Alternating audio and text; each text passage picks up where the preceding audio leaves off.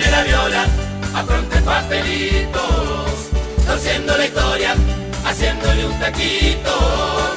Se viene la viola, apronte papelitos, torciendo la historia, haciéndole un taquito. Hoy sale Loncha, Pedrín, Nico Olivera, atente está Santelli, por siempre esta cantera. Clavijo da una mano, Bolillo da alegría, Tejera es pura magia, que digo deshacía. Se viene la viola, apronte papelitos, torciendo la historia, haciéndole un taquito. Se viene la viola, apronte papelitos, torciendo la historia, haciéndole... Buenas noches, bienvenidos a una nueva edición de Defensor Sporting Radio TV. Como todos los invitados, hoy vamos a tener la presencia en la mesa, aquí, como siempre, en Jardín de Bagateres, del ingeniero Gerardo Jauri, a quien le damos la bienvenida, las buenas noches a la mesa de Defensor Sporting TV. Y bueno, en una noche especial para nosotros, porque hoy vamos a hablar de básquetbol y vamos a hacer sobre todo una recorrida por la carrera de quien va a ser una especie de homenajeado en este programa nuevamente, como el gran ingeniero Gerardo Jauri. Bienvenido y buenas noches. Muy buenas noches a todos, buenas noches Alejandro. Bueno, un gusto, un orgullo que me hayan participado en esta serie de programas. Y bueno, para compartir vivencias, que también el deporte se trata de eso, ¿no? De cosas vividas, cosas que vivimos, vivo y viviré, y compartidas, ¿no? con gente, sobre todo cuando se trata de deportes grupales y de equipo que dejan muchas cosas. Sin ninguna duda es recíproco y te agradecemos desde ya la presencia acá. Y bueno, la idea es poder con los muchachos, nos acompañan siempre Moro Castañares, Nacho Gallero, Tatiana Zapata, que es la voz femenina de Defensor Sporting Radio, que hoy, por supuesto, como ella sabe mucho de básquetbol, va a departir en esta mesa junto también a Roberto Castañares y la producción, como siempre, de Gabriel, que lo tenemos detrás de cámaras hoy, pero que por supuesto está atento a todo.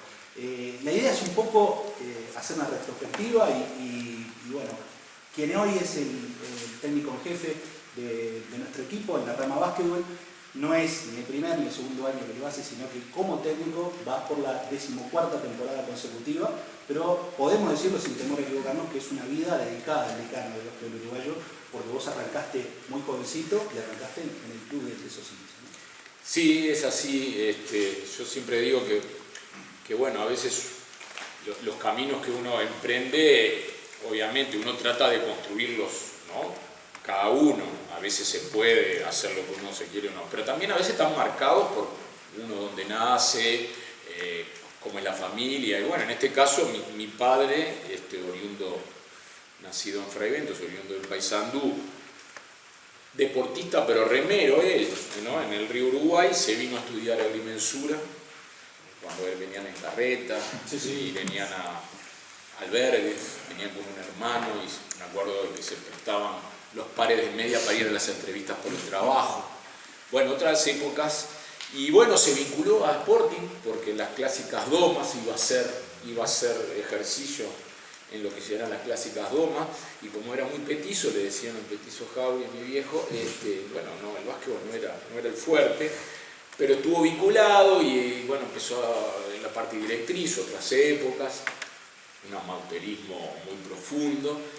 Y bueno, cuando yo nací, de que tengo uso de conciencia, me veo en una cancha de básquet, llevándome el tanteador. En otras épocas no teníamos ni celular, mi madre me llevaba un bidoncito, la cantimplora con jugo de naranja y unos refuerzos para comer el entretiempo. Y algunas veces, después de los partidos, de acuerdo con nos íbamos a comer algunas pizzas por ahí. ¿Cómo no? Y bueno, así yo me acuerdo de eso, y de los 6, 7 años empecé con Felipe Rodríguez, que era un queridísimo profesor de clase de gimnasia, que íbamos con pantalón blanco, ¿no? Y los jóvenes capaz que nos miran extraño, pero bueno, estamos hablando de... Estamos hablando de 40 y pico de años atrás, no 53, 47 años atrás, ¿no? Pero cabe aclarar una cosa nada más. Vamos a explicar qué era la doma. No era de arriba del No, la doma era la doma que yo la jugué la doma, era clásica la doma de los sábados de tarde, o sea, ibas y las clases de gimnasia tenían su doma. Me acuerdo en el gimnasio de Sporting, las clases terminaban y vos te anotabas en un pizarrón que había con tiza, y los 10 primeros jugaban y después quedaba los ganadores en cancha, o si eran más. Y después los sábados de tarde era, el canchero te daba una pelota al medio, y de las 3 de la tarde a las... Y bueno, vamos a darle. Y jugaban gente, jugaba muy bien, jugadores que iban a la doma, chambones, y ahí iba todo el mundo. Pero socialmente una cosa extraordinaria, ¿no? Extraordinaria. Y bueno, a los 6 años empecé a hacer gimnasia, papá, me gustaba el deporte. Yo nací en la calle Obligado de Carlos Ver. A los 6 años nos mudamos a Gonzalo Ramírez y Herrera Reicí. O sea, tenía a Sporting a 50 metros, la plaza de deporte número 3 a 50 metros, el Francini a 1 cuadra y media, el Zorrilla y la Escuela Francia primero y la Zorrilla después. Y mi vida, mi niñez, mi preadolescencia, mi adolescencia se concluyó ahí. Para bien o para mal, ¿no? Y eso todo cerca, y lo peor era que, claro, iba al Zorrilla en el liceo, iba de mañana y me gustaba dormir, entraba 8 menos cuarto, me levantaba a 7 y media, llegaba todos los días tarde. Cuanto más cerca vivís de los lados, más tarde ya después cuando empezó en el club lo mismo, era, ¿no? Pero bueno, ya cuando se empezó a hacer la cosa más seria, que transité todo, en un momento me encantaba el fútbol, jugaba al fútbol en la plaza de deporte, en del Maeso me vinieron a buscar, porque jugaba bastante bien al fútbol también, pero me encantaba el básquetbol, y iba al básquetbol de los 2 años. Claro. Y bueno, empecé a hacer mini, y hice todas las divisionales en Sporting, y después empecé a jugar en mayores. La verdad que tuve una participación activa como jugador, hasta, tuve un año afuera en Bohemio, volví, después con la fusión, a partir del año 89, jugué después en Defensa del Deporte, hasta que me retiré en el año 99. Y antes de retirarme, empecé a hacer el curso de entrenador, empecé como algo, yo dije, no puedo, claro, jugué 21 federales, ¿no? Entonces yo le... No es poco, y me decían, ¿cuál fue el cambio más grande que cuando dejaste de jugar al básquet? Y yo, claro, era difícil de transmitir, pero... Y un cambio es que, primero, puedo corregirle los deberes a la gurisa, puedo estudiar con ella.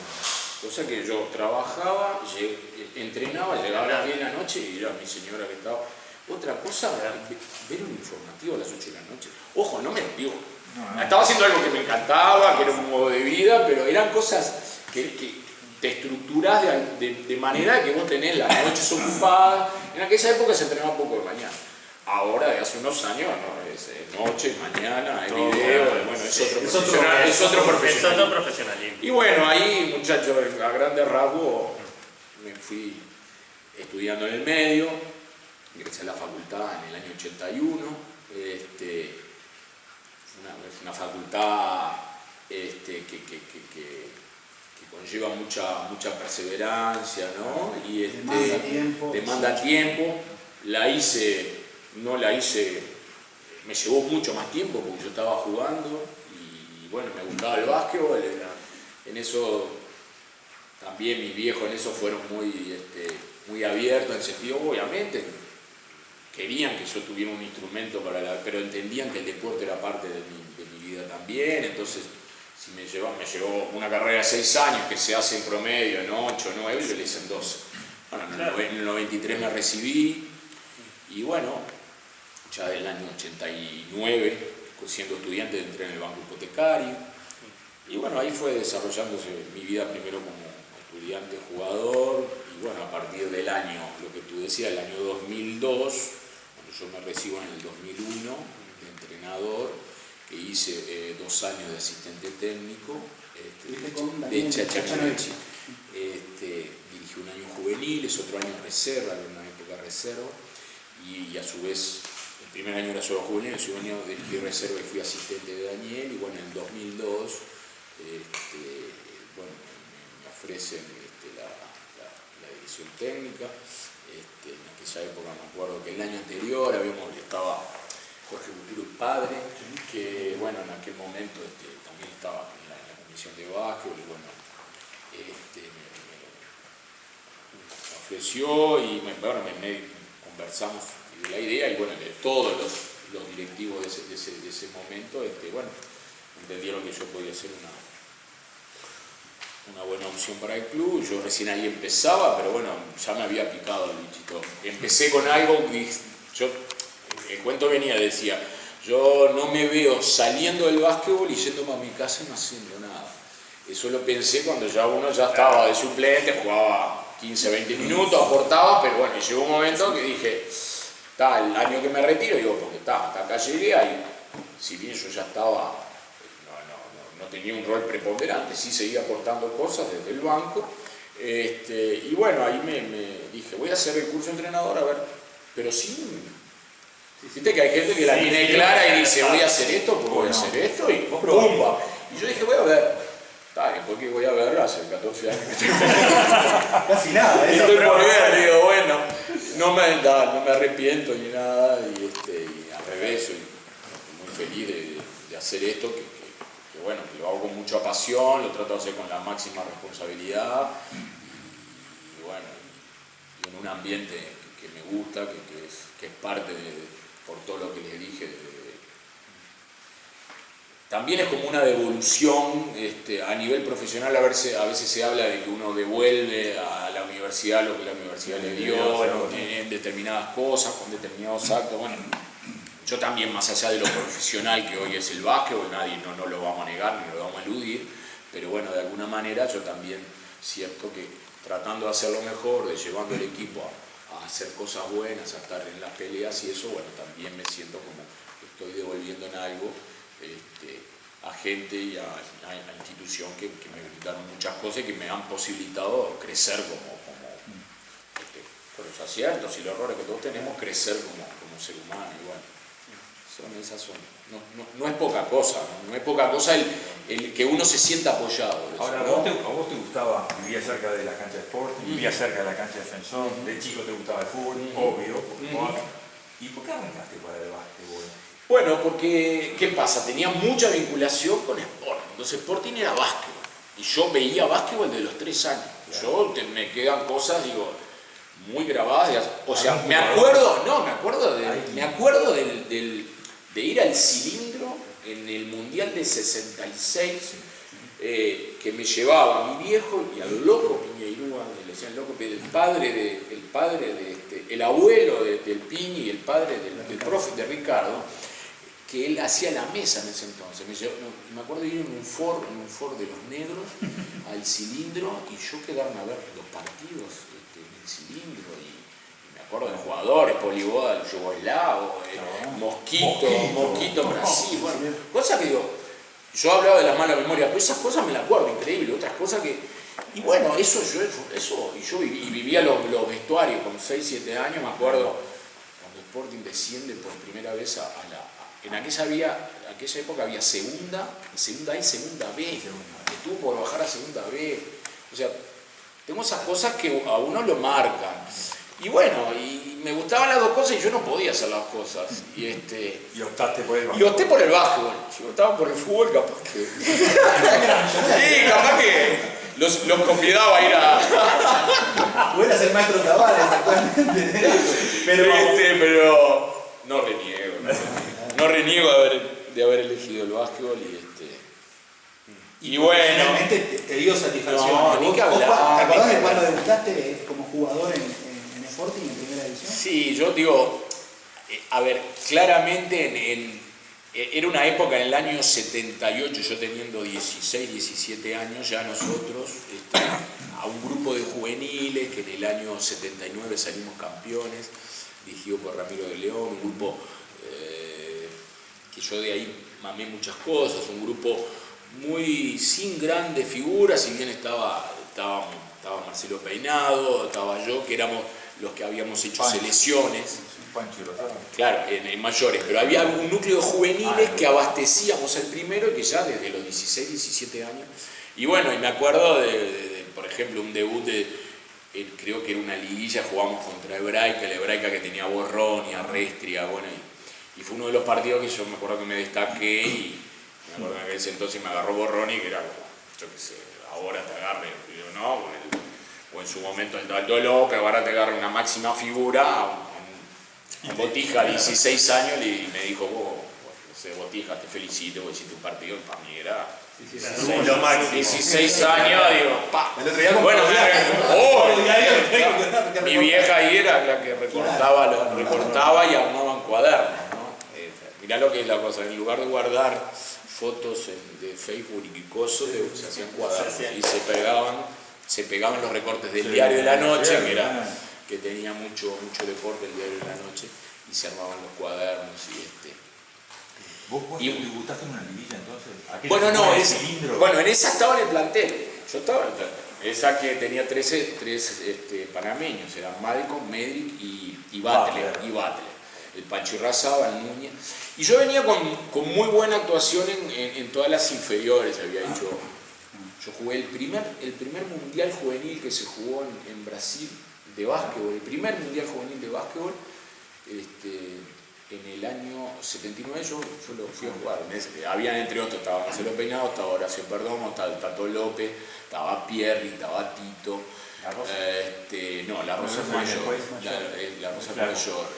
Bueno, Miguel Alonso, habían otros. No me acuerdo exactamente de todos, pero yo soy de la generación del Fefo, del Tato, de Horacio Perdomo, de Álvaro Tito, de Luis Pierri. Qué camada, ¿no? Nombraste 3-4 al pasado. Y bueno, jugábamos de igual a igual.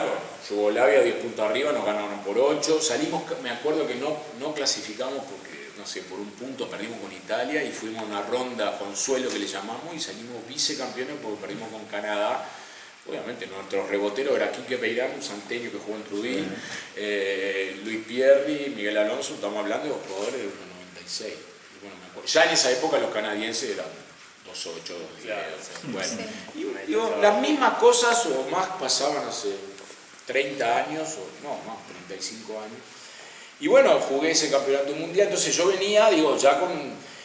Y bueno, en la explosión, digamos, que yo tengo, si bien en el 78, 79 yo tengo participación, en el año 80, en el año 79, Sporting tiene una campaña muy buena, pero Atilio Caneiro, que era el estandarte deportivo de Sporting, se retira y Carlos Peinado, que estaba acá, se va a jugar en la Argentina. Y ahí me dicen, bueno, Gerardo para adentro. Y quedé, y ahí jugaba con un lado con Malcolm y Medri de aleros y el Pancho Irrazábal y Geber Núñez de pivots. Y yo tenía 18 años. Después se lesionó Medri, jugaba Marcos Arias y bueno, había Carlos Chaibú. De ese quinteto hablamos después de la pausa. Bueno, dale. Venimos enseguida. Acaparé todo y... Más que interesante, porque además tendrás para contar una vida defendiendo los colores del decano. Venimos enseguida después de la pausa con el ingeniero Gerardo.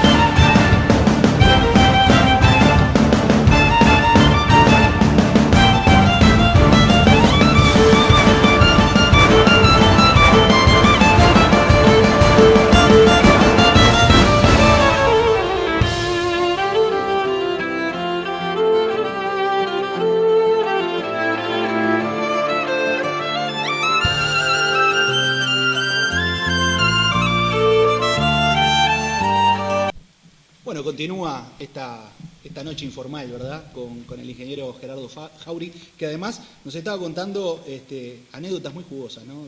Fuera de cámaras y también acá en vivo, respecto a lo que era esa etapa ya profesional y con qué nenes, ¿no? Tú ya decías ese quinteto en el que te tocó participar en el debut, un chiquilín, 18, 19, ¿no? Sí. Y grandes del básquetbol, ¿no? ¿Verdad? Los panameños, el Fonsi Núñez, gente que marcó una época en el básquetbol uruguayo.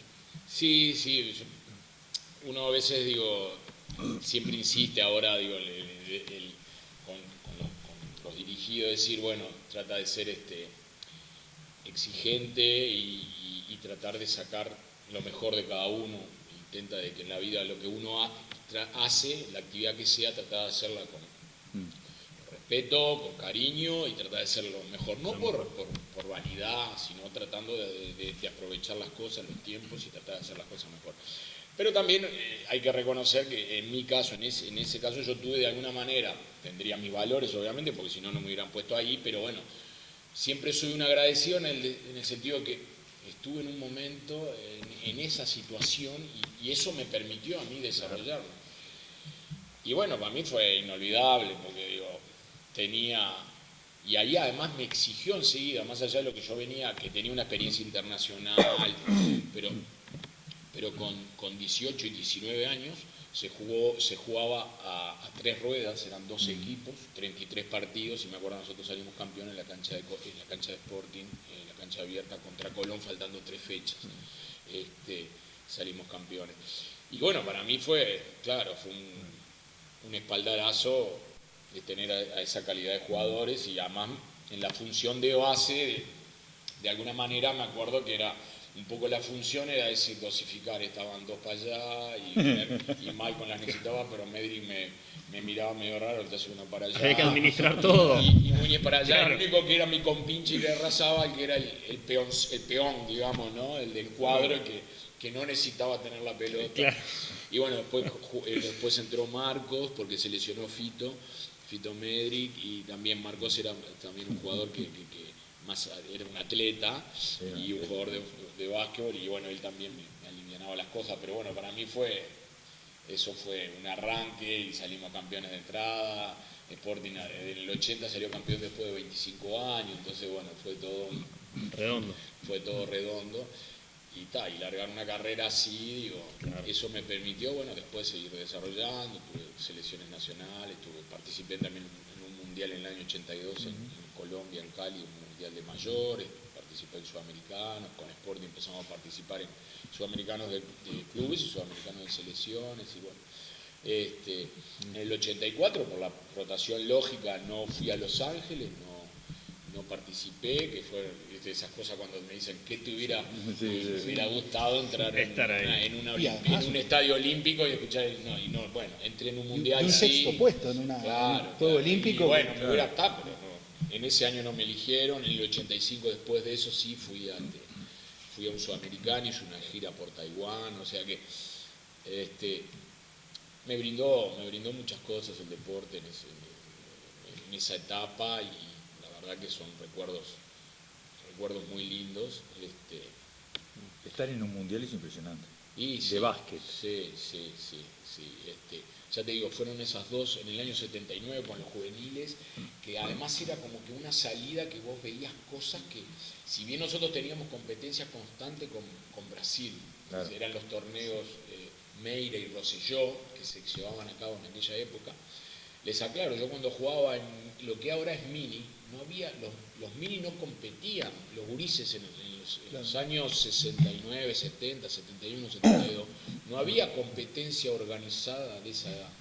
Ahora, hay competencia, no era, los clubes se juntaban, invitaban a 2 o 3 y armaban un campeonato amistoso. Claro. Y bueno, eso, el salir, el tener ese mundial juvenil y después, bueno, el mundial de mayores, bueno, son experiencias inolvidables. Y en la parte de juveniles además era diferente, como vos bien decís, hoy se maneja mucho con sub-14, sub-15, sub-20. En aquel momento, yo me acuerdo, eran mini, cadetes, menores y juveniles. Iba en ese orden, entonces había como en el baby fútbol, cuando decís churrinches, chatita y gorriones. Abejitas, claro, sí. Hoy ya tampoco debe correr, debe ser sub-8, sub-7. No sé. Ahora es under. Pero digo, no es... ¿No yo estaba siempre el digo, Bibi básquetbol? ¿eh? El Bibi. El Bibi creo que era un anterior. Ah, ¿viste? Sí, ¿No? sí. A ver, Pero no mucho anterior. quiero ser despectivo porque yo respeto mucho yo siempre digo que eso de que lo anterior es mejor. No, son cosas distintas, son tiempos Claro, distintos. todo La diferente. sociedad es distinta, el mundo evoluciona. Sí, los contextos son distintos y eso son modifica totalmente todo. distintos y bueno, y son distintas, las cosas son distintas. Claro. La educación, la familia, la vorágine de la sociedad, todo. Entonces, las personas que nacen en esos ambientes también son distintas, o sea, no es ni mejor ni peor, son distintas. Y bueno, una etapa muy dinámica y muy cargada de muchas cosas, ¿no? Y muy linda, muy linda. Bueno, yo empecé a estudiar, en el 87 me casé, o sea que vinieron toda una serie de cosas. En el 88, en el 89, en el 90 nacieron mis hijas, entonces todas etapas que estamos recorriendo junto a mi señora, que bueno, siempre el básquetbol estuvo ahí, ¿no? Siempre presente. ¿Y vos tenías Siempre algún presente. espejo de jugador para decir, o algún ídolo, o alguien que decir... Y yo digo, por cómo me inicié en Sporting, Caneiro siempre estaba ahí porque era el jugador que siempre llevaba el equipo al hombro, con muchas dificultades, y siempre fue un espejo. Y después me gustaban a nivel, la mayoría de los gurises, obviamente ni lo conocen, porque había un base Corbalán, que era español, y Miguel Cortijo, un base argentino, 1.93, que una plasticidad. Me tocó enfrentarlo y bueno. Un base de 1.93, ¿no? Claro, que en esa época era altísimo. Era enorme. No, ahora base de 2.02 en la NBA, todo eso. Claro. Pero bueno, con una plasticidad y bueno, siempre ellos, eran los que yo tenía ahí, eran mayores, ¿no? También que yo, pero siempre Y después con la generación que jugué siempre tuvimos rivalidades, pero a su vez vivencias muy lindas, ¿no? Lo que te digo, con el Tato, con el Fefo, jugadores de peso, que bueno, y además agarré también la generación que iba, nosotros asomábamos, la de Peinado, Barizola, Rosa, Núñez, todos que eran mayores que nosotros, y bueno, yo tuve ahí una intersección también en la selección con ellos. Y también empiezan a aparecer los gringos, los primeros claro, yankees. Y claro, sí, ¿se acuerdan? McCall, Jackson, apareció en Peñarol. Y ahí cambió. Medrick, y ahí, claro, cambia mucho. Ahí cambia mucho. Es como las aperturas, ¿no? Que cuando uno se abre al mundo, con el ingreso de ellos también. Aunado a eso, que había una generación de jóvenes muy fuerte, eso propició que en esos años, hasta que se romper la tablita cuando el dólar en el 82 pasó de 8 o 10 pesos a 30, creo que fue. Y bueno, hasta el 82, se traía, había dos extranjeros, iba gente, imagínense, capaz que con no tantos estadios como puede haber ahora, pero se llenaban las canchas por donde abierta llena, la de Aguada llena, la otra gimnasios repletos, porque claro, eran 2 extranjeros por equipos fuertes Sí, el básquetbol además tiene eso, mueve mucho el barrio. Claro, era mucho más barrial, había un contexto mucho más barrial y de vuelta, ni mejor ni peor que ahora, porque jugábamos en cancha abierta, cosa ahora impensable. De anécdotas de piso flotante, y Tuminoso, papá. Que terminaba la temporada con rayadores, pero te sacaban los pedazos porque era hormigón con asfalto y bueno, ahora tirarte en el parque y rebanar, ahora había que tirarse ahí. Sí. Nunca rebalabas, quedaba duro ahí. Había que pararse para un foul de ataque. Claro. Y caer. La rodilla, los tobillos en esos pisos duros. Y jugar en julio que a veces no podías tirar a tabla porque del rocío que había, la pelota no pegaba y bajaba como tenía que bajar con el ángulo, te resbalaba. Los entrenamientos, me acuerdo que a veces no podías entrenar del frío por la cantidad de ropa que te ponías, entonces no podías ni practicar. Claro. Claro, era. Ahora vemos el gimnasio de Malvin, en aquel momento la cancha de Malvin era abierta. Claro, y bueno, jugar en Malvin y invocar un triple, no había, hasta el 85 no hubo triple. Pero invocar una pelota de afuera, Malvin había un momento que te ponía una pelota tipo de la NBA, esas de colores, pero además hacían los chorizos en la entrada. Y había mucho viento. Entonces, La humareda. Había canchas que eran, digo, esos cuentos de Malvin como de otras canchas que eran abiertas, eran la gran mayoría. La de Sporting era abierta, claro, por supuesto que se jugaba en Estocolmo. Ni hablar de tengo Pichado. anécdotas, en medio de un partido, el loco Juan Capurro, ¿no? El loco Juan. El loco Juan, en un partido que se va, no sé, jugaba tipo alero 3-4 y en un momento vemos que se pierde la pelota y se va del partido, no sé qué, y que se había corriendo, respirando, cosas, se había tragado una abeja, un bicho, porque era eso, claro, vos tenías las luces, tenías todas las luces tenías que trae los todo. árboles, digo, había todo, era... Sí, algo impensado. Increíble. Está bravo, pedir agua por seña para bajarla. No. Aparte, por algo era el loco Juan. Sí. Qué personaje. Y bueno, Y preguntando ya más, o sea, sobre esas épocas, ¿no? Para capaz nosotros un poquito los más jóvenes que no sabemos. En esa, No saben. en esa época se jugaba, Sporting estaba situado donde hoy está la sede del 21 de septiembre. ¿Las canchas era la que está ahora afuera o eran un conjunto más de canchas que había? no, ahí era la cancha principal, es tal cual la cancha hasta ahora.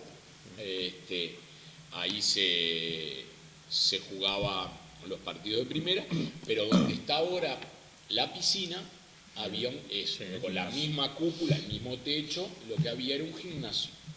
Claro. Pero un gimnasio que se utilizaba, tenía unas gradas de material. Si tú entraras así como entras ahora y mirando, digamos, hacia la Plaza de Deportes, a tu derecha tenías esas gradas, a la izquierda, bueno, a la derecha tenías todos espaldares que se hacía gimnasia, pues tenías una salida donde está la parte del boxing ahora, de atrás, bueno, y donde está la piscina y la cancha de básquet, que fue un gimnasio pionero en el sentido que era uno de los primeros que se hizo con una cámara de aire muy grande, tenía toda una tirantería, entonces era como un piso, uno de los pocos pisos flotantes. Pero claro, ahí solamente se entrenaba, se jugaban formativas y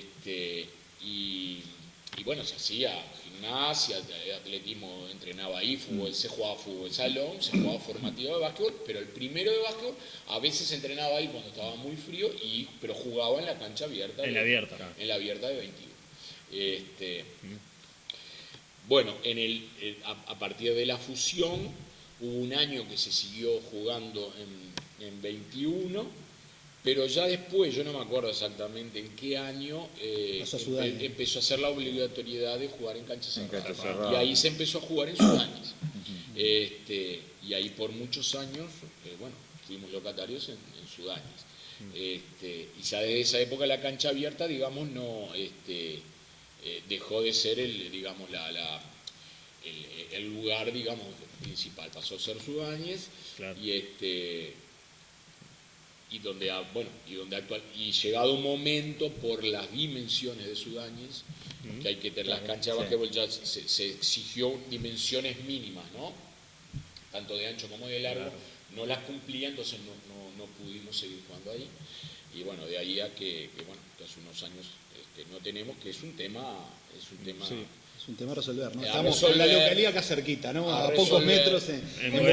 Pero bueno, que nosotros lo sufrimos mucho, porque hay un tema de identidad, de participación, de que vos tengas gente que te pueda mirar, que vos puedas participar, que vayas a los vestuarios. Entonces, como que nosotros estamos en otro lado y no tenemos ese contacto. No estás que es en tu muy, casa. no, y claro, Eso. salimos de la práctica y está todo bien con la gente de Bohemio porque, digamos, nos posibilita, pero bueno, no es el ambiente nuestro natural. Claro. Además vos Y estás no puedes- jugando y tenés la cancha es de Bohemia, No, tenés claro, los digo, ídolos ellos que entrenan cuentan ahí. Es todo. un tema de identidad, pero a nosotros nos gustaría que el socio, que el que va a hacer la gimnasia, la piscina, nos viera salir, pudiera ir a la cancha a vernos. Claro. Lo mismo que con formativas, bueno, digo, entonces es un tema que a veces no se visualiza, pero que bueno, de alguna manera eso conspira en contra de la generación ¿viste? de un sentimiento, Claro. de pertenencia. Claro, además el tema mutuo, reglamentario ¿no? también, ¿no? ¿Viste? Digo, porque eso va a tener un obvio. periodo va de a tiempo llegar que un va a decir, momento que van a o exigir. tenés su cancha, fuiste. Claro. A mí me parece que hay que verlo incluso como algo. Hoy el club tiene las dos, tiene atletismo, tiene otras disciplinas importantes y ojalá que pueda llegar a tener más, que tengan más disciplinas, que pueda participar las mujeres, llámese handball, llámese voleibol, pero también el básquetbol y el fútbol, que son esas dos vías, nosotros estamos, viste, por fuera. El Claro. fútbol, si querés, está bien, tenés el Francini, que es otro emplazamiento, y es hasta natural que por espacio y una cantidad de cosas, Pichincha y todo lo que se desarrolla Sí, en toda la inferior otra infraestructura que tiene. no estén en el lugar, pero bueno, nosotros como que nos sentimos que nos está faltando eso. Sí, muchas veces también si no me equivoco, se habló también de la posibilidad de llegar a techar en algún momento lo que sería la cancha de 21 de septiembre. Por otra parte también, capaz que vos, que estás metido más en el tema de básquet obviamente, podés describirme de qué material son las canchas nuevas que se hicieron, ya sea en Jaime Sudáñez como en 21, pues el piso es un material totalmente distinto, no es ni un piso flotante ni un hormigón. Sí, no, es como, yo la denominación exacta del material no lo sé, pero es un piso que se ha encastrado. Vendría a ser como, viste, como un tartán que se ponen en las pistas de atletismo. Sí. Digo, no es madera, es un piso que se arma y que tiene determinada esponja, Es esponjoso, Sí, esponjoso, digamos, sí. que tiene un rebote, no es duro, que posibilita, bueno, está habilitado como un piso, digo, de tipo flotante. No es el tradicional, bueno, ahí las decisiones fue que, digo que el de 21 está puesto para afuera, para que Claro. el de Jaime Sudáñez es un piso interior y también fue, creo que en su momento elegido porque era práctico colocarlo, rápido, eso se necesitaba, Sí, sí, sí. porque él estaba el piso duro, que bueno, que ya no está permitido más el piso de parqué pegado contra un claro. contrapiso, ¿no? Y eso está permitido, o sea, si en algún momento se decide o ampliar la cancha Jaime Sudáñez o techar 21 de septiembre o lo que sea para poder jugar de localía, ese material estaría permitido para jugar. No, eso lo tenés que levantar, pero eso no, vos sabés que no, digo, si pensás en una obra, lo significativo no es el piso, No es el o piso. sea, vos Sí, sí, ese sí. piso incluso lo podés levantar, lo podés colocar en otro lado y desarrollás, y tenés que desarrollar un Claro. piso, digamos, de parque flotante, de madera flotante, ¿no? Pero eso se ha generalizado. Eso se ha generalizado y eso vamos a seguir hablando de lo que pasó desde esa etapa hasta la actualidad y también en lo que nos podemos proyectar hacia el futuro con el ingeniero Gerardo Jauri. Antes de ir a la segunda pausa y volver enseguida, les convidamos a los muchachos y por supuesto a nuestro invitado de hoy con estas exquisiteces de Panadería y Confitería Valle del Dura, ¿verdad? Así que allí en la calle Convención, esquina Maldonado, como siempre, bueno, nos abastece y hoy a la carga, muchachos, porque bueno, tenemos provisiones y le queremos mandar un abrazo grande a los amigos de Panadería y Confitería Valle del Dura. Vamos a la segunda pausa y seguimos con esta noche informal en Defensor Sporting Radio TV con el ingeniero Gerardo Jauri.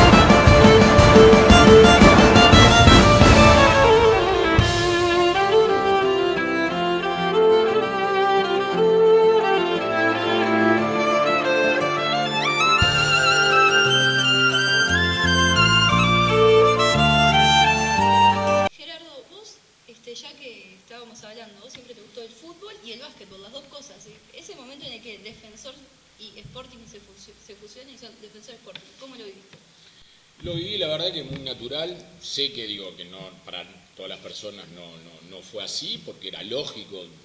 Los dos clubes que tenían sus puntos en común, porque la zona, porque había intersección de muchas cosas, pero bueno, era lógico que alguien fuera de Sporting y de fútbol de otro cuadro, o de fútbol de Defensor y de básquetbol del otro cuadro.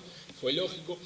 En mi caso no fue para nada traumático, porque yo al vivir siempre en la zona, siempre tuve una simpatía también por Defensor. Yo digo,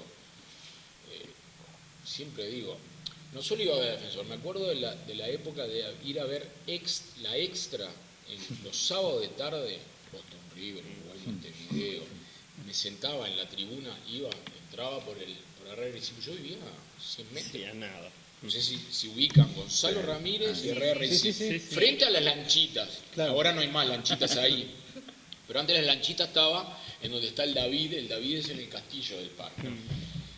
Yo vivía en una planta baja y veía el castillo así, veía Sporting y una cuadra y media cruzaba Sarmiento, que en aquella época Sarmiento no era como el Sarmiento ahora. Y bueno, y siempre iba a ver. Y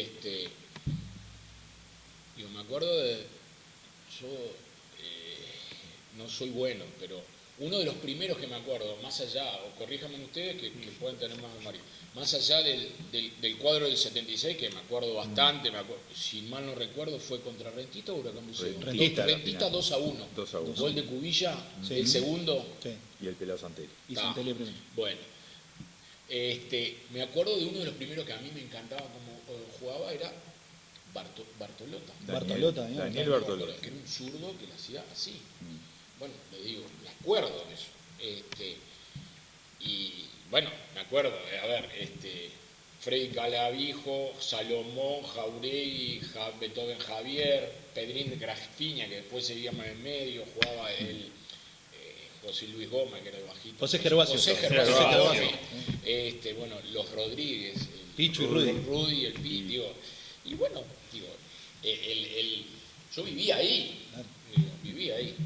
Entonces tenía un contacto permanente y lo tomé como algo natural. Y después, además, familiarmente, cuando, bueno, mis hijas nacen en el año 88 y 90, ya es la incorporación a un club fusionado se da naturalmente.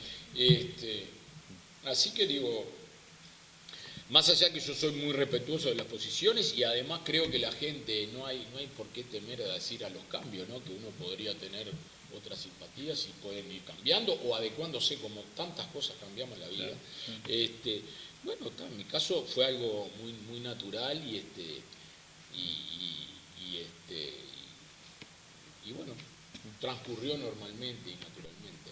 Sí, en tu caso se toma así. Nosotros actualmente, que tenemos la suerte de seguir al básquetbol, de seguirlos a ustedes y también al fútbol, sabemos de muchos casos en los cuales hinchas del ex equipo de Sporting, hoy para mí Sporting sigue vivo, hoy es el decano del básquetbol uruguayo precisamente gracias a esa fusión. Pero digo, lo interpretan de otra manera. Ellos dicen, yo soy de Peñarol y Nacional en fútbol y Sporting en básquetbol, y lo asimilaron, o no, o también a la inversa, en fútbol. ¿Cuántos tenemos en esta misma mesa que son hinchas de Defensor y que de repente en básquetbol tienen otra simpatía? Está bien, y por eso digo, yo eso después el tiempo, cuando uno ya no esté y claro, vengan otras generaciones, va a haber algo. Es el proceso del tiempo. Claro. Y yo ya te digo, soy muy respetuoso de los que se alinearon con esta posición, con los que no, con los que conviven, con los que tienen preferencias diferentes, y me parece lógico y que tiene que ser dentro de una convivencia, que es lo que realmente tiene que suceder, que cada uno con sus preferencias haga lo que le parezca. Claro. Sí, vos marcaste también la historia en el 85, el último federal que gana Sporting antes de la fusión, y integrabas ese plantel. Sí, en el 85 también fue un campeonato muy especial.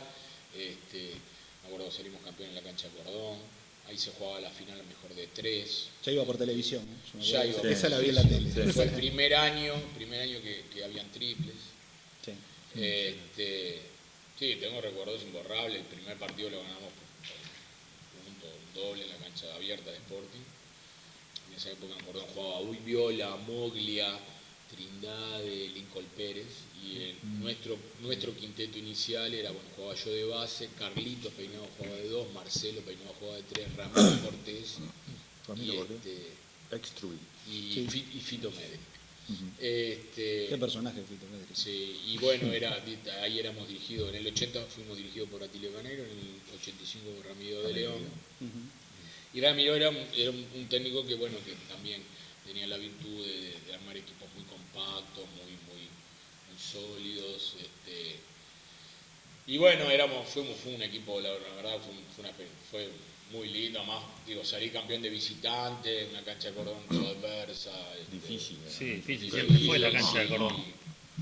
Bueno, son vivencias que uno después, claro, al pasar del tiempo y tantos años, digo, 30 años, vos como que pero bueno, íntimamente y en el desarrollo, en la experiencia de uno, marcan. Claro. Como marcan las cosas de la actualidad también, porque bueno, el haber jugado, yo qué sé, en los últimos 2 años, sin ser esta temporada, las 2 anteriores, jugamos 12 finales. O sea, en el resultado final no fue bueno porque no pudimos salir campeón, pero bueno, 12 finales. ¿Viste? Cada final lo que te implica, claro, el prepararse, el prepararse, el jugarlo y el después, el antes, el durante y el después. Son vivencias. Por eso, pero digo, vos decís, no fue un resultado muy exitoso. Yo creo que el hecho de estar en una final bueno, y después de venir estar en 12 recorrido, estar en 12 finales bueno, no es casualidad. No, sin duda. Yo siempre lo manifiesto, digo, y bueno, lo compartimos con los compañeros, Claro. de valorizar las cosas en su justa medida, porque no es que uno, digo, haya contentarse con llegar y nada más, no. Pero bueno, el deporte es así, gana uno solo, Claro. Hay que ver cómo largaste, con Claro. qué expectativa largaste, a dónde llegaste, contra quién jugaste, bueno, toda una serie de cosas. Y bueno, el valorar lo que hiciste, qué hiciste para llegar y por dónde transitaste, que no es cosa menor, ¿no? Digo, una serie de tratar de inculcar siempre el juego colectivo, el concepto de equipo, el buscar lo colectivo por encima del lucimiento personal, yo qué sé, una serie de ideas y de valores que creo que, bueno, apoyados porque el club entiende, se maneja de esa manera y lo entiende así, bueno, mal o bien en lo personal y con nuestro cuerpo técnico, con los jugadores que nos acompañan, hemos tratado de plasmarlo. A veces se logran resultados y a veces no, porque el deporte es así, a veces se hacen las cosas bien, otras veces más o menos, y bueno, a veces se puede llegar y otras veces no. ¿Y vivís con la misma pasión, la vivís como la tuviste de jugador que como de técnico? ¿O hay veces que cuando estás dirigiendo te da ganas de meterte a la cancha y jugar vos? A ver, yo me considero un pasional de esto, siempre lo digo, también como jugador lo fui, yo era un jugador que hablaba mucho dentro de la cancha, mandaba mucho, dirigía mucho. Protestabas mucho también. A los jueces le protestaba, ¿no? ¿Puede ser? Sí, pero respetuosamente. Respetuosamente, O sea, claro. Siempre he tenido... Claro, además, ahora el también, capitán generalmente es el que lleva la voz claro, cantante, ¿no? Y ahora también charlamos con los jueces, pero bueno, en las discrepancias y eso tenemos buena relación. Yo creo que cómo hacer las cosas en qué momento. Obviamente cuando te vas de mambo, te corrigen y te castigan. Es eso. Pero siempre, digo, pasional, involucrándome, pero son cosas diferentes, ¿no? Digo, el estar afuera no es lo mismo que estar adentro, ¿no? Pero en la secuencia de las vivencias sí eran similares que yo me pongo muy ansioso en lo previo y después durante los partidos obviamente estoy muy activado, estoy muy encima, estoy muy enchufado, pero ahí es el juego. O sea, la ansiedad y esos momentos, digo, de nerviosismo, de coquilleo. Yo cuando jugaba no podía comer ni tomar nada antes de 3 horas antes. Ayuna. Jugábamos a las 9, 5:30, tomaba algo y después no podía porque me caía horrible. Oigo de jugadores que toman mate hasta faltando 1 hora. Claro. Yo no podía, un tema y bueno, para dirigir más o menos lo mismo, capaz que un poquito más de tiempo, pero no. O sea, tenés tus rituales de concentración, de cosas, y como que y estás ansioso. Eso lo vivo de manera similar, pero las funciones son diferentes y bueno, de alguna manera te vas adaptando, ¿no? Después de tantos años, bueno, vas corrigiendo cosas, te vas adaptando. Depende mucho también de las temporadas, de las exigencias y cómo te vas yendo en cuanto a que tenés que tener más incidencia o no dentro del Aparte juego. el básquetbol cambió mucho. Debe ser de los deportes que ha cambiado más. Muy bien, Incluso sí, las sí, reglas se sí, modifican claro. para el Se hace, atractivo. claro, se hace cada vez más dinámico.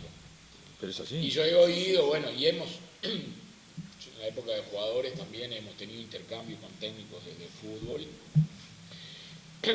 y de otros deportes en donde la particularidad del básquetbol es que el técnico participa muy activamente, ya sea por las dimensiones de la cancha, ya sea por lo ilimitado de cambios que tú puedes hacer. Claro.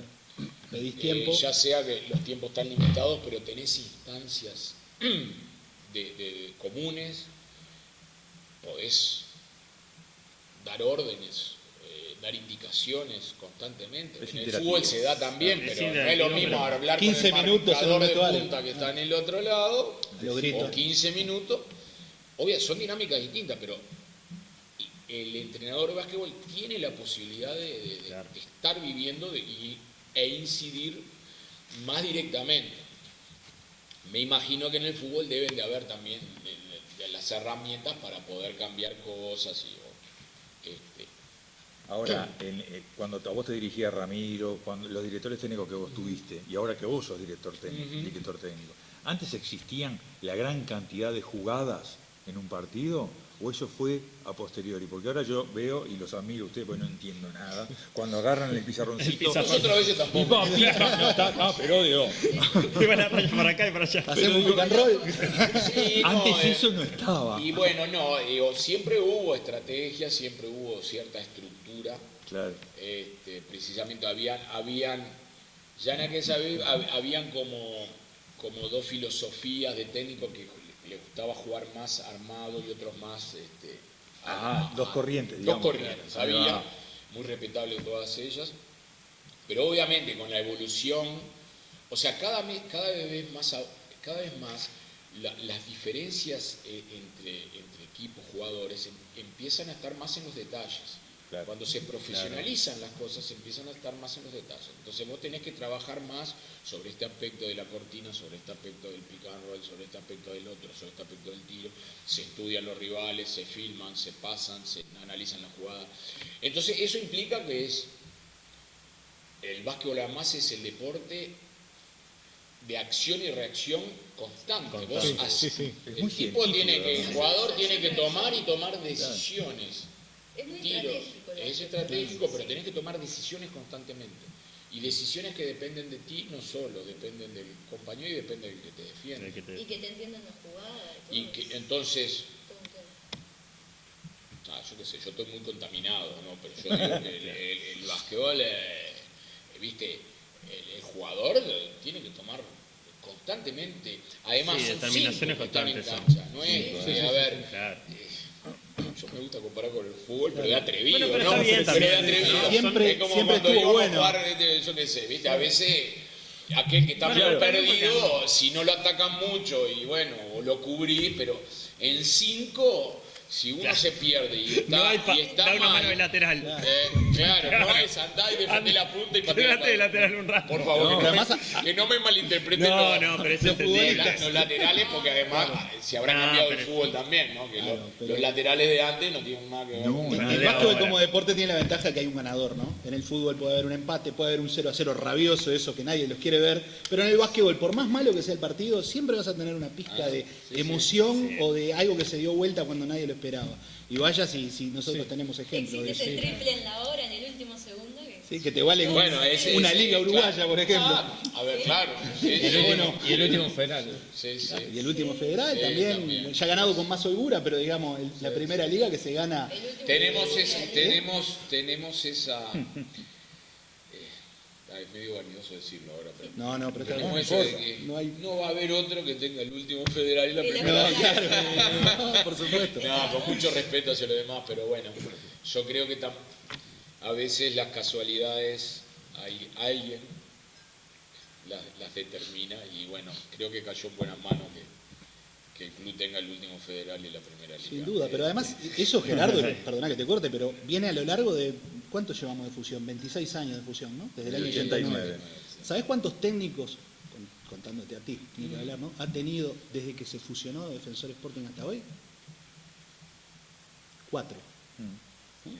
Estamos hablando de Daniel Chechanovechi, estamos hablando de Gerardo Jauri, que va por la temporada número 14. Antes de ellos estaban Enrique Yang y Pedro Pereira. ¿Ah? Ellos estuvieron, además, en los primeros años de la fusión estuvo Daniel, después estuvieron Yang y Pereira, volvió Daniel contigo, y después, bueno, o sea, estamos hablando que en 25 años el club tuvo 4 directores técnicos. Digo, eso es algo maravilloso, ¿no? Y es algo que no es otra cosa que apostar a la continuidad, a los procesos, y que eso en el fútbol lamentablemente no se da porque te demandan cambios urgentes, te demandan que los técnicos de repente tengan trabajo por 6 meses y ya tengan que ser cambiados o removidos. Claro. En el básquetbol, si bien hay equipos que no respetan tanto los procesos, no en todos los clubes pasa tenemos lo mismo, la suerte de tener una institución, y ya nos vamos a la tercera pausa antes que me maten y volvemos enseguida, porque se la dejamos picando al ingeniero Gerardo Jauri, de que es otra gran diferencia con el fútbol, ¿no? En el básquetbol es otro ambiente, hay otros aspectos que se manejan, no por desmerecer al fútbol, ¿no?, pero sabemos que es más fácil de repente llegarle a veces en una charla técnica a un jugador de básquetbol que quizás a un jugador de fútbol. Habrá distintos motivos y hay grandes profesionales en fútbol y muy malos profesionales en básquetbol, eso pasa en todas las disciplinas. Pero como bien decía Gerardo, ¿no?, y ya nos vamos a la pausa, también el técnico influye bastante más, porque vos tenés la chance de hablar, de hacer cambios constantemente, de pedir tiempo, y eso en el fútbol, un técnico en un vestuario 15 minutos, la verdad la tiene bastante más difícil. Vamos a la tercera y última pausa en Defensor Sporting Radio TV y continuamos en esta noche, donde estamos aprendiendo mucho, ¿no?, con el ingeniero Gerardo Jauri, por favor.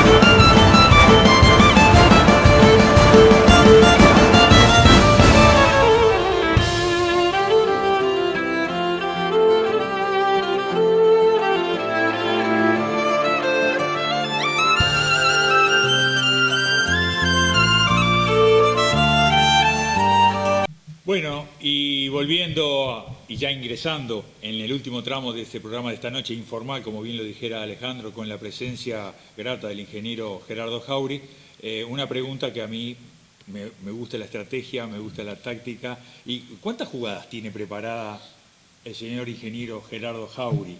Si se pueden decir, no vamos a decir los números ni vamos a avivar a gente que nos está mirando. No hay misterio, no. Son lindas discusiones que muchas veces nos damos entre los técnicos también.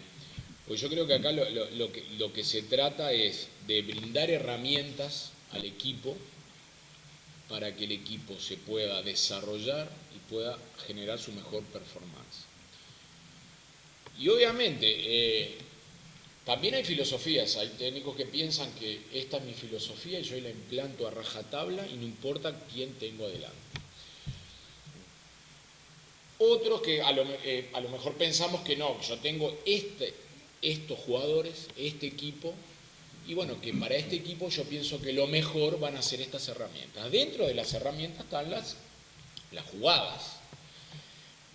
Pero un jugador de por sí ya tiene sus virtudes. Entonces lo que se trata es llegar al equilibrio, de decir, yo le doy las herramientas, eso es lo que yo pienso, y ya te digo, hay foros y clinics que se hablan sobre esto. Uno trata de darle herramientas, pero también no puede coartar la libertad de acción del jugador y su impronta y su individualidad. Entonces lo que se trata es lograr un equilibrio, sobre todo en estas latitudes, con nuestra idiosincrasia, con nuestra genética de jugadores, que no son jugadores, no tenemos jugadores de raza negra, no tenemos jugadores de físicos exuberantes, entonces son generalmente, básicamente son jugadores que necesitan determinados instrumentos para manejar. Entonces, llegar a ese equilibrio, pero capaz que las anotamos, las vamos desarrollando, las vamos corrigiendo, las vamos adaptando a los jugadores, se van cambiando, a veces empezás a usar una jugada a principio de año y no la usas más. A veces son jugadas especiales, para momentos especiales. Por eso a veces dicen, y llegan al tiempo y dicen, no, pero la 3, pero es algo que ya está hablado y conocido. Claro. A veces podemos llegar a tener, con las variantes de la jugada, poder 30 jugadas, 35 jugadas. Pero así como te decía, a veces tenés 35 jugadas, pero en un partido capaz que usas 2, 3... porque le encontraste la vuelta y que con esa jugada le estás haciendo daño, claro, y el otro equipo no le encontró la solución. Pero ahí está la jugada y está el jugador.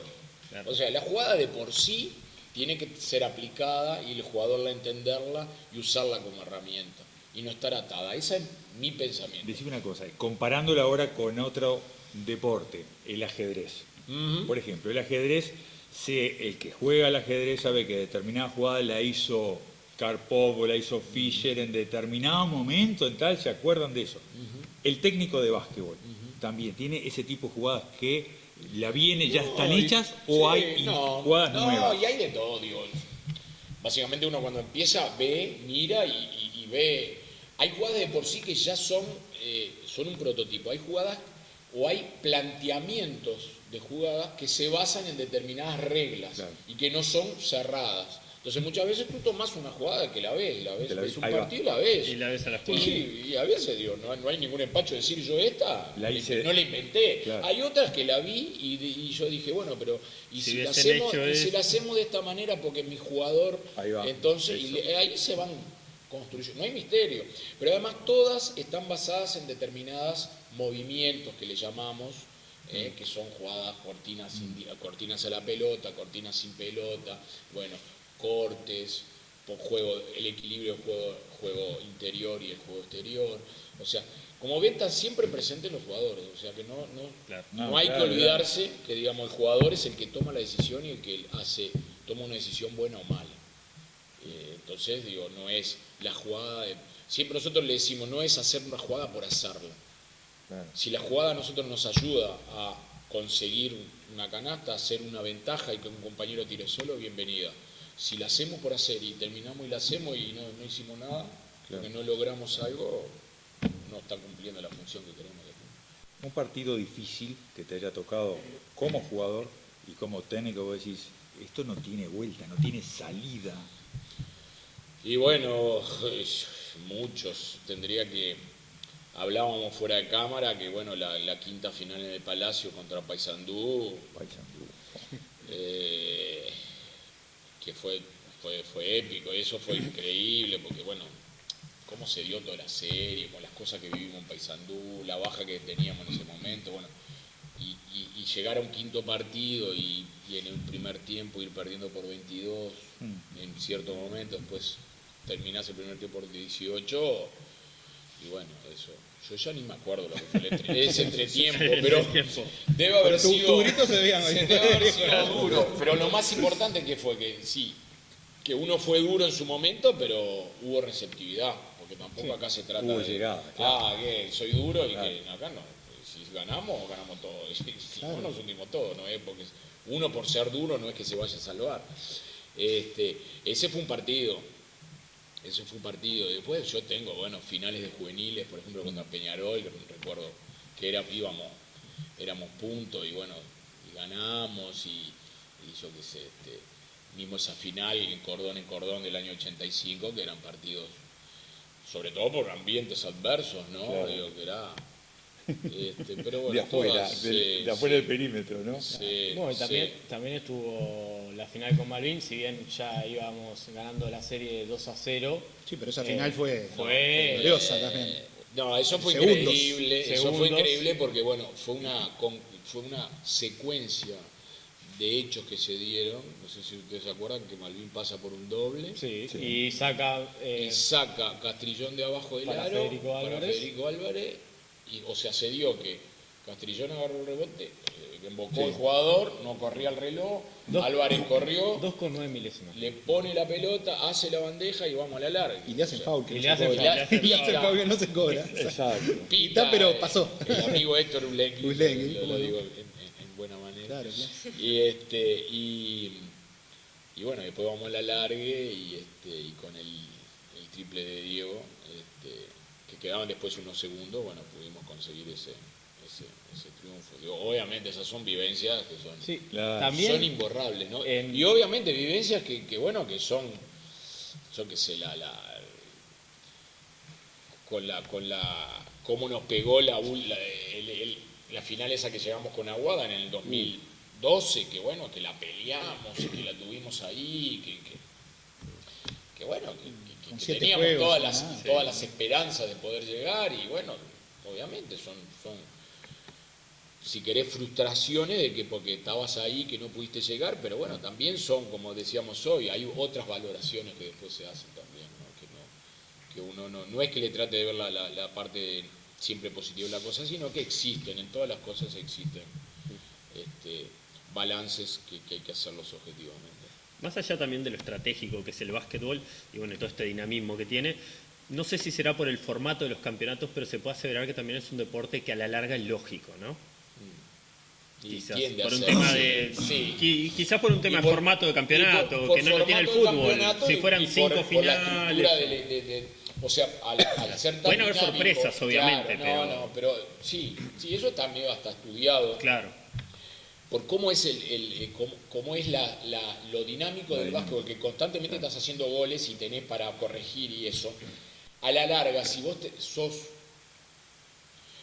mejor o desarrollás mejor las cosas, me parece que en otros deportes, capaz que hay otros individuales que sí, pero no sé, la clásica del fútbol, sos superior, pero te ponen la bañadera y no la embocás. Y no le entra. Y te En la el saltaron en el último básquetbol, segundo. en el básquetbol, si hay esa superioridad, es muy difícil que el otro equipo te gane. Claro. Si, digamos, no. En el básquetbol no existe un Barcelona, no sé, contra otro equipo que pueda salir 0-0, que capaz que en algún partido sea.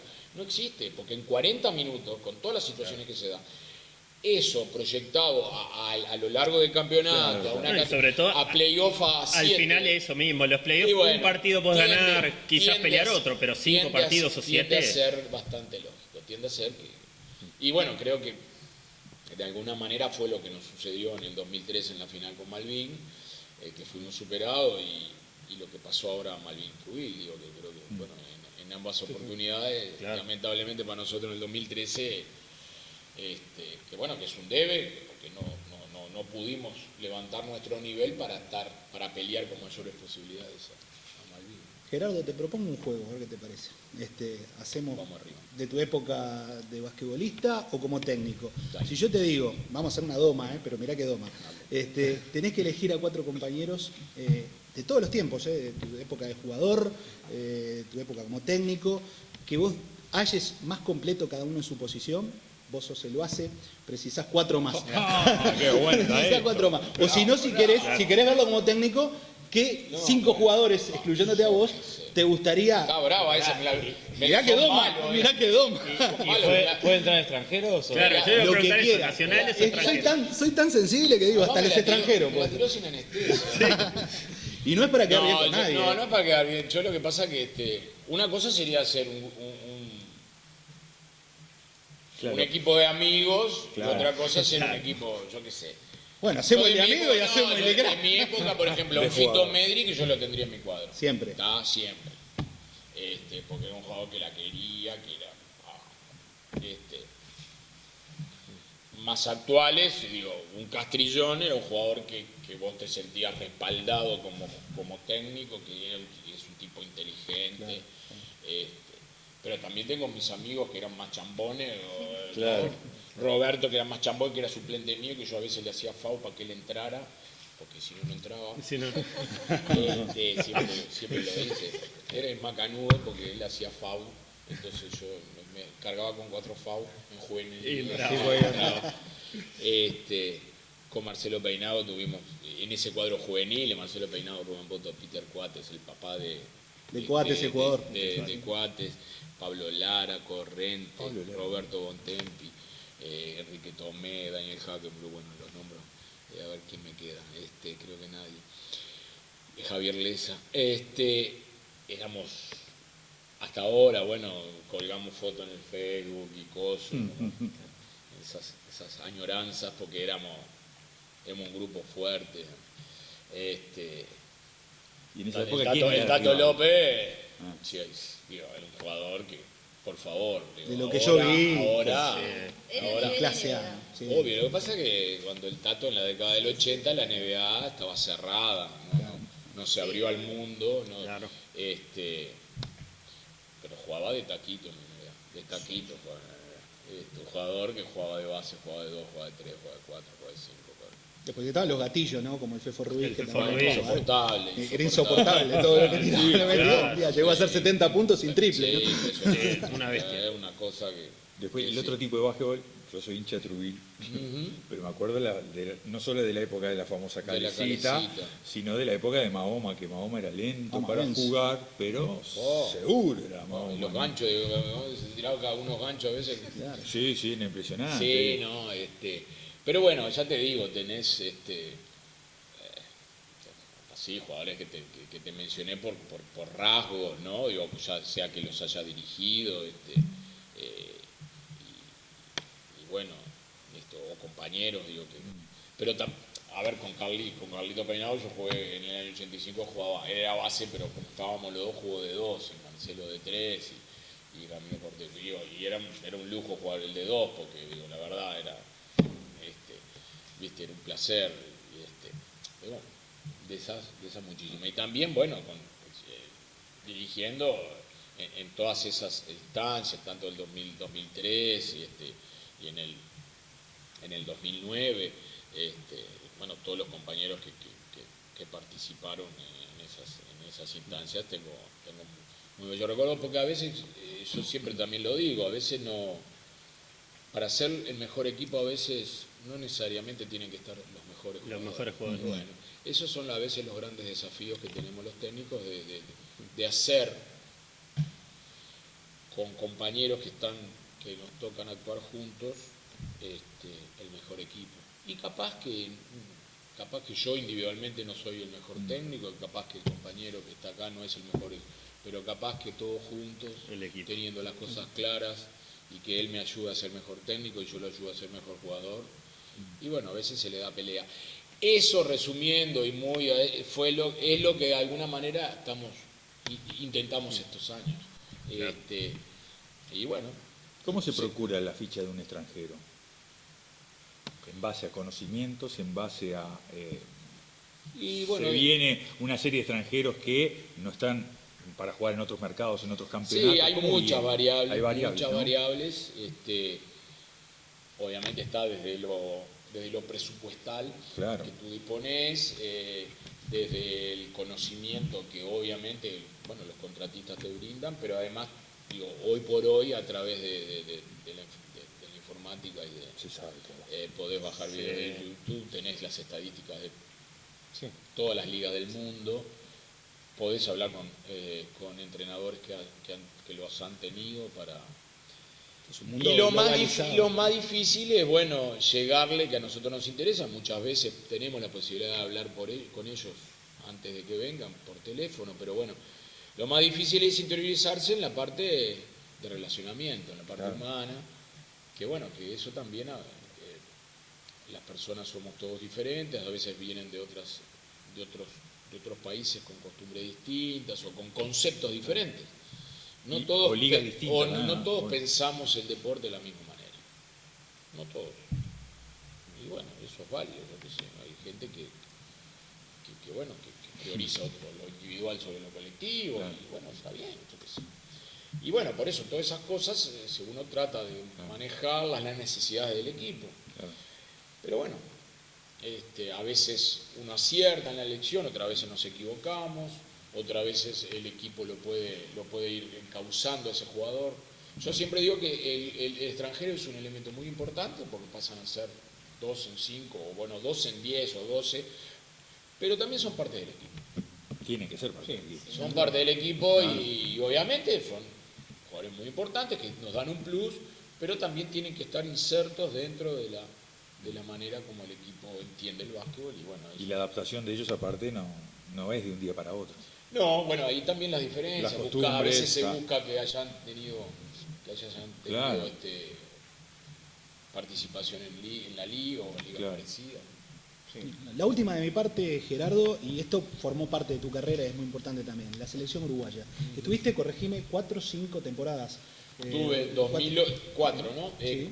En realidad tuve del 4 como asistente, 2004, 2005, 2006, 2007, asistente de Casandín, y 4 como entrenador jefe, 2008 al 2011. ¿Qué te dejó la selección uruguaya, tanto como asistente, Sí. tanto como entrenador No, jefe? digo, eso bueno, fue una parte que no tocamos al inicio, pero bueno, fue una parte para mí muy especial, el estar en esas instancias y en ese ámbito son una de las cosas que bueno, todos los uruguayos, además como somos con el deporte, anhelamos. Y bueno, Estar ahí. y no es verso el decir, bueno, vas a un campeonato sudamericano y te toca el himno, o vas a, como me tocó a mí, debutar como técnico en el 2008 en Valdivia y quedé en la puerta a salir campeón sudamericano el primer año y la rebeldía y la rabia por no haber llegado ahí, o las 2 o 3 veces que estuvimos arañando una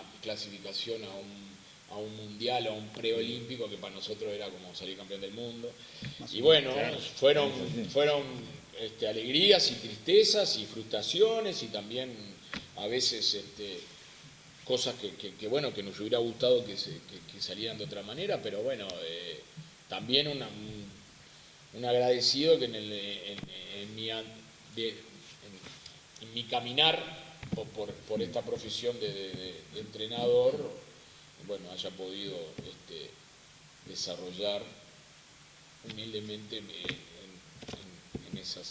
esa actividad tan preciosa que la selección, que obviamente es un capítulo aparte, ¿no? Porque es diferente a lo que es el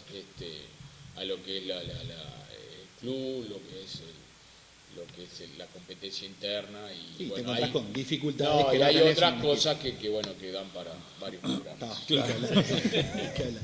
Bueno, organización.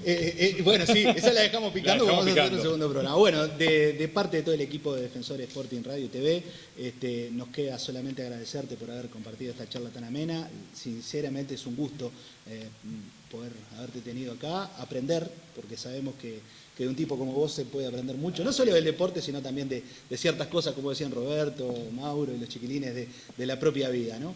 Así que bueno, para el que es hincha genuino en básquetbol, para el que es hincha de gran decano del deporte uruguayo a nivel de básquetbol, como los hinchas del viejo Sporting, el actual gran Defensor Sporting Club, el agradecimiento, porque las cosas, como decíamos hoy, como al comienzo, ¿no? Son procesos, y los procesos hay que respetarlos, sobre todo cuando hay una persona que está tan consustanciada con la institución, que conoce, que pasó por selecciones uruguayas, pero que pasó por selecciones juveniles, que tiene vivencias, que tiene Que es de la ligas casa. federales, que es de la casa. ¿Qué más podemos pedir? Solamente agradecerte y bueno, que pueda disfrutar todo el hincha defensor que vea este programa de la palabra de un grande, de verdad, como es Gerardo Faldi. Muchas gracias.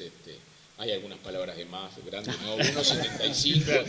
No, y sinceramente pasé muy bien, digo, Y de verdad, de corazón, me encanta también compartir cosas, porque como les decía, me parece que el deporte está dentro de lo que es la vida y de lo que son las actividades, y no la podemos, no se puede, separarlo y decir gané, perdí, y no es una sumatoria de lo que me fue bien y mal, va mucho más. Claro.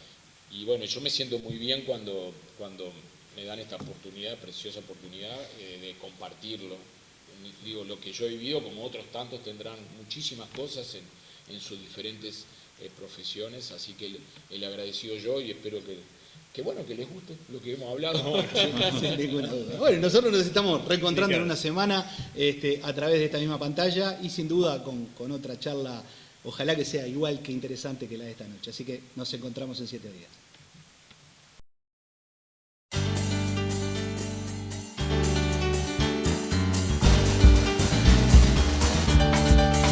Se viene la viola, apronten papelitos, torciendo la historia, haciéndole un taquito. Se viene la viola, apronten papelitos, torciendo la historia, haciéndole un taquito. Hoy sale Loncha, Pedrín, Nico Olivera, Atenti está Santelli, por siempre esta cantera. Clavijo da una mano, Polilla da alegría, Tejera es pura magia, que digo deshacía. Se viene la viola, apronten papelitos, torciendo la historia, haciéndole un taquito. Se viene la viola, apronten papelitos, torciendo la historia, haciéndole un taquito. Domingo de Francini, de amigos de café, caliente en las gargantas, se viene la